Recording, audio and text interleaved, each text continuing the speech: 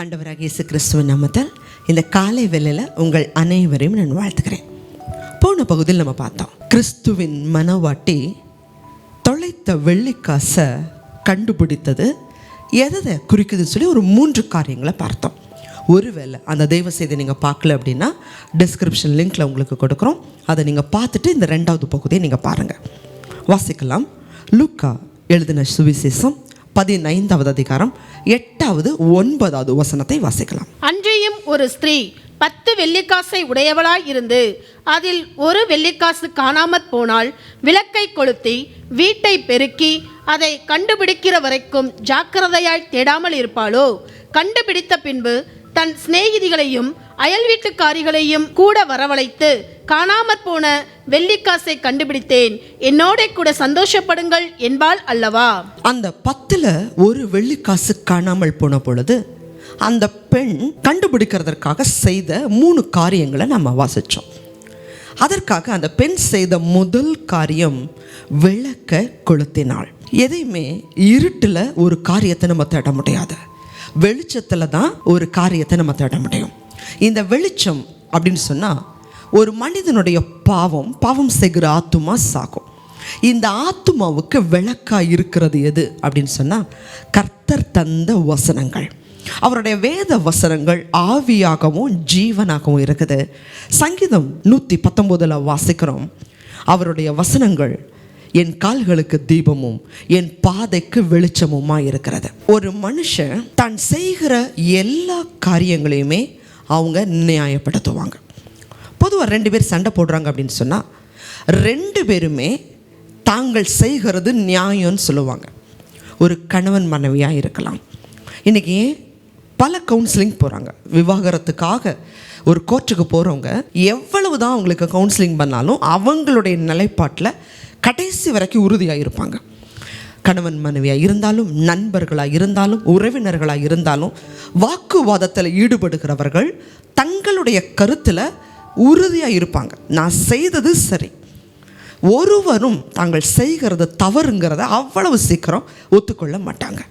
அதனால தான் சுய நீதி ஆண்டவருக்கு முன்னாடி கந்தையாக இருக்குது. எல்லாருமே நியாயப்படுத்துவார்கள். அதனால் ஒரு மனுஷன் நினைக்கிறது சொல்கிறது எல்லாமே நீதியாக மாறிடாது. அதனால தான் ஒரு மனுஷனுக்கு நீதின்னு சொல்லி ஆண்டவர் அவருடைய வசனத்தை கொடுத்தார். இந்த வசனம்தான் நீதி. பொதுவாக புரிந்து கொள்வதற்காக நான் ஒரு வசனத்தை சொல்லுகிறேன். யாராவது ஒருவர் நம்ம கன்னத்தில் அடித்தா உடனே நம்ம என்ன செய்வோம்? எதிர்த்து பேசுவோம், கேள்வி கேட்போம், திருப்பி 4 அடி அடிப்போம். இதுதான் மனிதனுடைய இயல்பான குணம். ஆனால் ஆண்டவருடைய நீதி எது? இது நீதி அல்ல. ஒரு கன்னத்தில் ஒருத்தன் அடித்தா மறு கன்னத்தையும் திருப்பி கொடு. 1 மைல் தூரம் வர உன்னை பலவந்தம் பண்ணினா 2 மைல் தூரம் நீ அவனோட போ. உன்னை சபிக்கிறவனை நீ ஆசீர்வாதம் பண்ண, உன்னை துன்பப்படுத்துகிறவனுக்காக ஜெபம் பண்ண. இது ஆண்டவருடைய வார்த்தை. தீமையினால் சரிப்படுத்த முடியாது, ஜெயிக்க முடியாது. தீமையை நன்மையினால தான் வெல்லணும். கேட்குற எவனுக்கும் கொடு. இது ஆண்டவருடைய வார்த்தை. இதுவே நாம் என்ன சொல்லுவோம்? எனக்கு யார் கொடுத்தா, நான் ஏன் கொடுக்கணும்?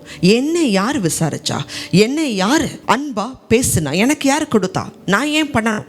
இது மனுஷனுடைய நீதி. அதனால தான் என்றைக்குமே மனுஷனுடைய ஆலோசனை, மனுஷனுடைய நீதினால் அவனை சரிப்படுத்த முடியாது. அதனால தான் ஆண்டவர் அவருடைய வார்த்தையை கொடுத்தார். இந்த வார்த்தை தினமும் பரிசுத்த வேதாமத்தை வாசிக்க அந்த வசனங்கள் ஒரு கண்ணாடி போல நம்மளை காட்டும். வசனத்துக்கு முன்னாடி நான் எப்படி இருக்கிறேன், இந்த வசனத்தின்படி என் வாழ்க்கை இல்லை அப்படின்னா நான் தவறான இடத்துல, தவறான பாதையில், தவறான லக்கை நோக்கி ஓடிக்கொண்டிருக்கிறேன். கர்த்தருடைய நீதி தான் நம்ம வாழ்க்கைக்கு சரியாக இருக்கும். பொதுவாக வாஷிங் மிஷின் ஒருத்தர் தயாரிக்கிறாங்க, ஏசி தயாரிக்கிறாங்க, ஃப்ரிட்ஜு தயாரிக்கிறாங்க அப்படின்னா அதுக்கு ஒரு மேனுவல் கார்டு, அதை எப்படி நீங்கள் பயன்படுத்தணுங்கிற ஒரு கார்டை கொடுத்துருவாங்க. அதை அப்படி பயன்படுத்தினா மட்டும்தான் அது சரியாக இருக்கும்.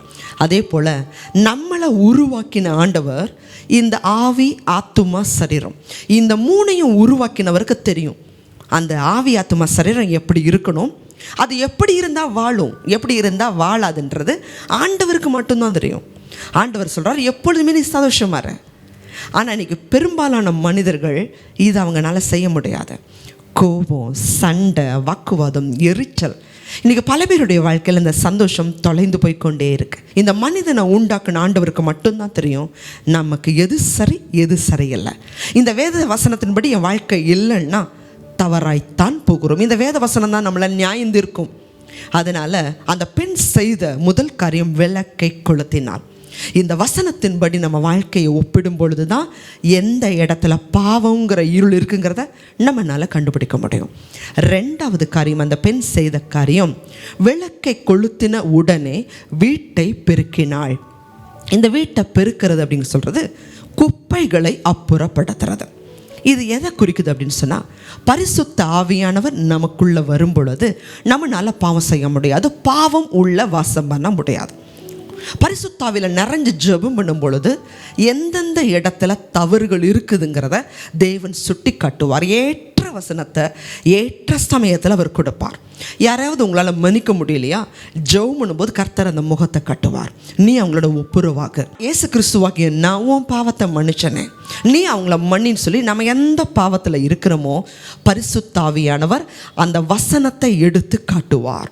அதுதான் வீட்டை பெருக்கிறது. நமக்குள்ளே இருக்கிற அந்த பாவங்கிற குப்பைகளை, மன்னிக்க முடியல அப்படிங்கிற குப்பைகளை, எரிச்சல், கோபம், சுயநலமான எண்ணங்கள், இதையெல்லாம் நம்மளை விட்டு போகணும்னு சொன்னால் பரிசுத்த ஆவியானவர் நமக்குள்ளே இருக்கணும். ஒவ்வொரு நாளும் பரிசுத்த ஆவியில் நிறைஞ்சு ஜெபிங்க. வசனத்தை தியானிக்க தியானிக்க அந்த வசனம் ஒரு மனிதனை நற்குணசாலிகளாக மாற்றும்.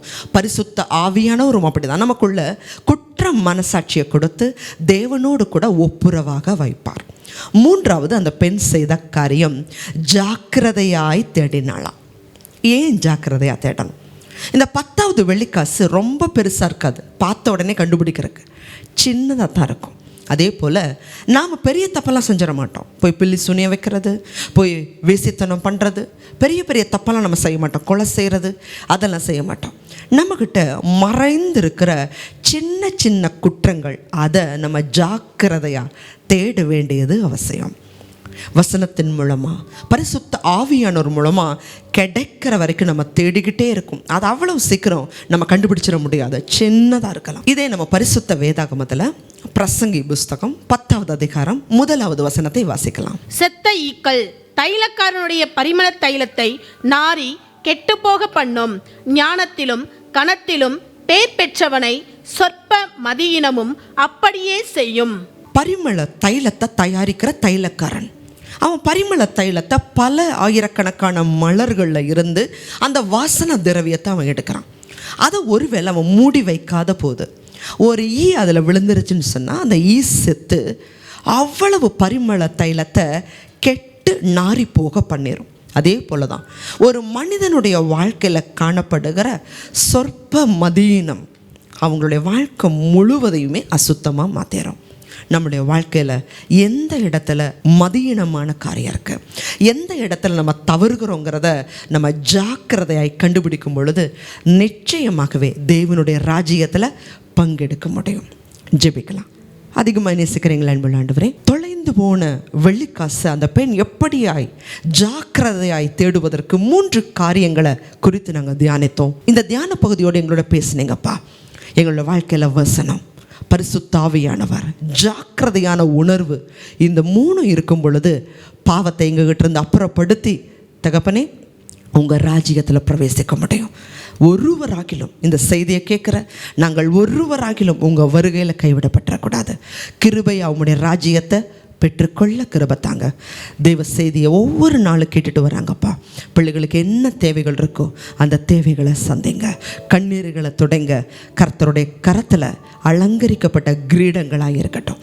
இயேசு கிறிஸ்துவின் மூலமாய் ஜெபிக்கிறோம் நல்ல பிதாவே, ஆமென். God bless you.